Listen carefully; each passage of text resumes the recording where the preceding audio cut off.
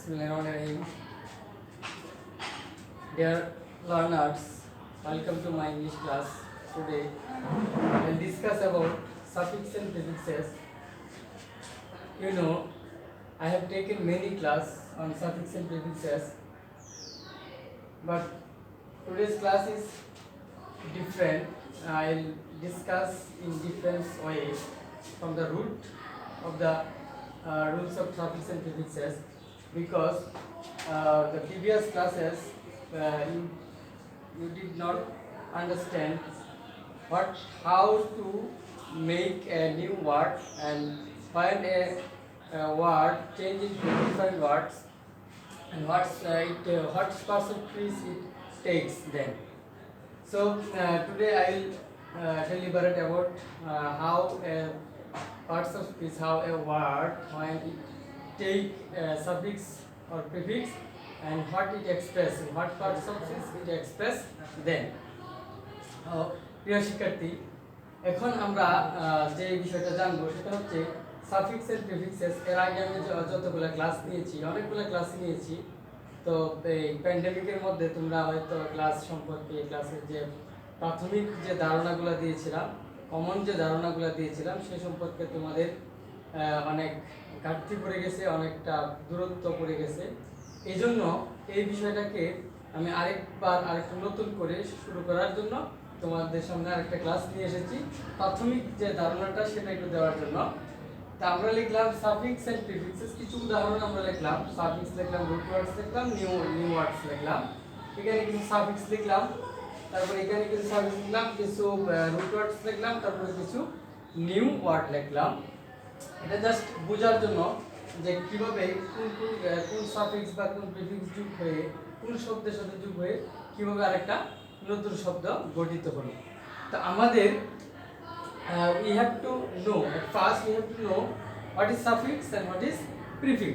Suffix is a letter or group of letters which add with another word and express a new word or create a new word. That means suffix. And prefix is a letter or group of letter which add in front of another word or in front of another words, then it make a new words, that is called prefix. অর্থাৎ যেই কিছু বর্ণ বা বর্ণ সমষ্টি যখন অন্য কোনো শব্দের পরে বসে নতুন আরেকটা শব্দ গঠন করে তখন আমরা সেটাকে সাফিক্স বলি।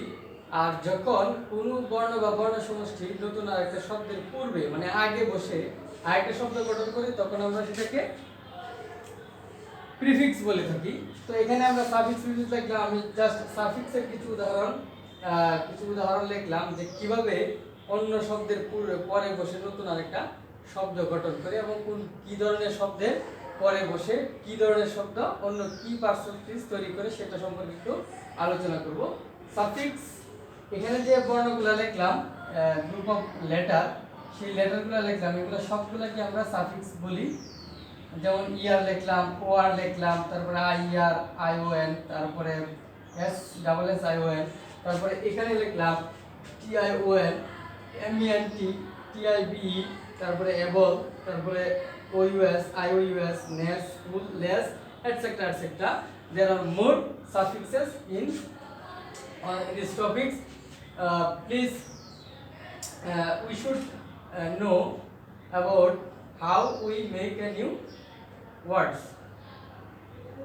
তাহলে চলো আমরা দেখি। যেমন আমরা এখানে লিখলাম ইয়ার, অর্থাৎ আমি এখানে একটা শব্দ দেওয়া আছে সেটা হচ্ছে বার।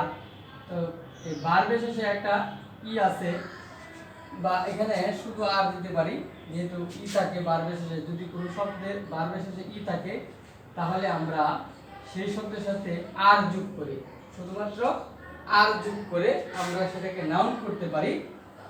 এখন আমরা দেখব যে এই সাফিক্সটা যোগ হইয়া এই আরটা যোগ হইয়া আরেকটা নতুন শব্দ কিভাবে গঠিত হলো।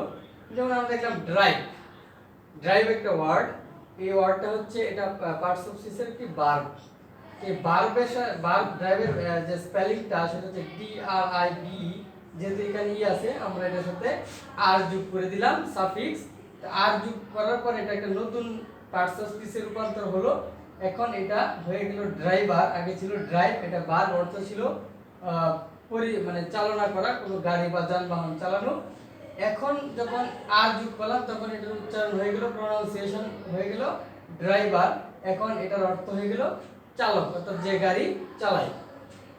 তারপর এরকম আরেকটা যেমন ড্যান্স, নাচা বা নৃত্য করা, এটার সাথে আর যোগ করলাম ড্যান্সার। আবার ও আর কিছু কিছু ভার্ব আছে যেগুলা যেমন শেষে টি থাকে, তাদের পরে টি থাকে, ই থাকে, এরকম কিছু ভার্ব আছে যাদের পরে যদি আমরা ও আর যোগ করি তাহলে নতুন আরেকটা পার্টসিপ অর্থাৎ নাউনে পরিবর্তন হয়। যেমন ড্যান্স লিখলাম, এটার সাথে ই আর যোগ করলাম ড্যান্সার।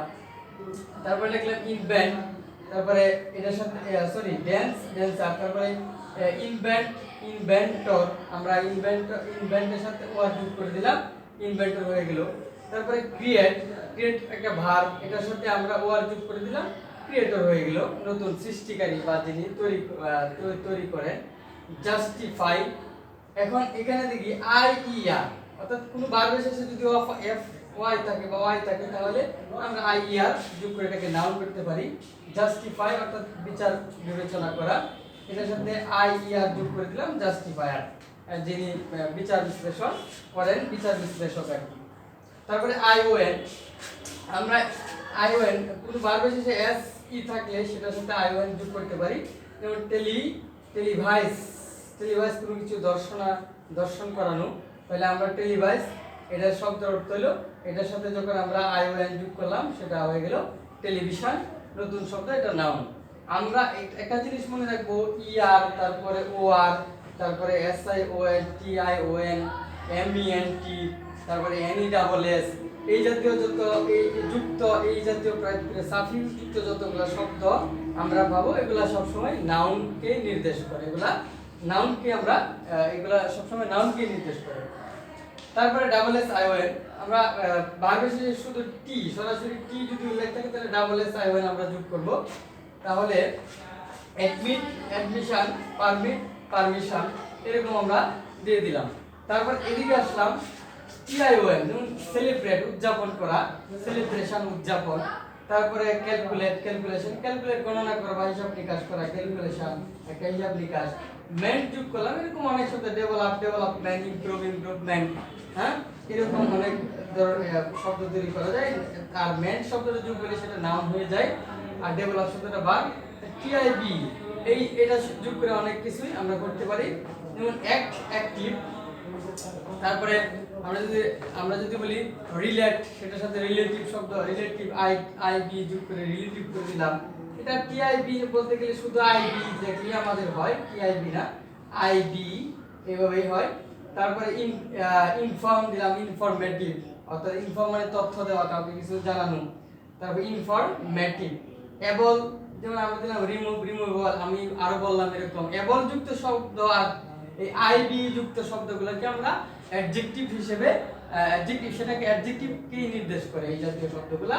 আইওএস, আইওইউএস, ওইউএস, এই জাতীয় শব্দগুলা, এফইউএল, এফইউএল, এই জাতীয় শব্দগুলা সবসময় অ্যাডজেক্টিভকে নির্দেশ করে। তাহলে এখানে আছে ফেম, ফেমাস, তারপরে গ্লোরি, গ্লোরিয়াস, নেস, হ্যাপি, হ্যাপিনেস, তারপরে আছে ফুল, হোপফুল, ইউজফুল, এরকম আমরা ফুল যুক্ত শব্দ, ফুল প্রিফিক্স সাফিক্স যোগ করে নতুন শব্দ আমরা গঠন করলাম। লেস, তারপরে ইউজ আছে, ইউজলেস। এইভাবে আমরা যখন কতগুলা শব্দ ইউজ করব, মানে শব্দ তৈরি করতে যাব, যে এই প্রিফিক্স সাফিক্স যোগ করে, তখন আমাদের দেখতে হবে যে কোন কোন ওয়ার্ডের সাথে, কোন পার্সিপিসের সাথে কোন এই সাফিক্সগুলো যোগ করে আরেক কোন ধরনের নতুন পার্সিপিস তৈরি করছে, সেগুলো যখন আমরা একটু খেয়াল করে পড়ব, আমরা যখন একটু মনোযোগ সহকারে দেখব, তখন আমাদের পরবর্তীতে যখন আমরা প্র্যাকটিসে যাব, তখন ওইখানে কিছু কমন আইডিয়া আছে, ওই আইডিয়াগুলো শেখার পরে আমরা যখন অ্যাপ্লাইড করব, তখন সাফিক্স প্রিফিক্সটা আমরা খুব সহজেই এটা সমাধান দিতে পারবো। তো আজকে এই যেহেতু অনলাইন ক্লাসগুলো একটু বড় করা যায় না, বড় করলে অনেকে বোরিং মনে করে, তো আজকের এই পর্যন্তই রাখলাম। তো পরবর্তী ক্লাসটা প্রিফিক্স সম্পর্কে আলোচনা করব। তারপর তোমাদেরকে সেটা দেওয়া হবে, তোমরা একটু কাইন্ডলি দেখবা আবার।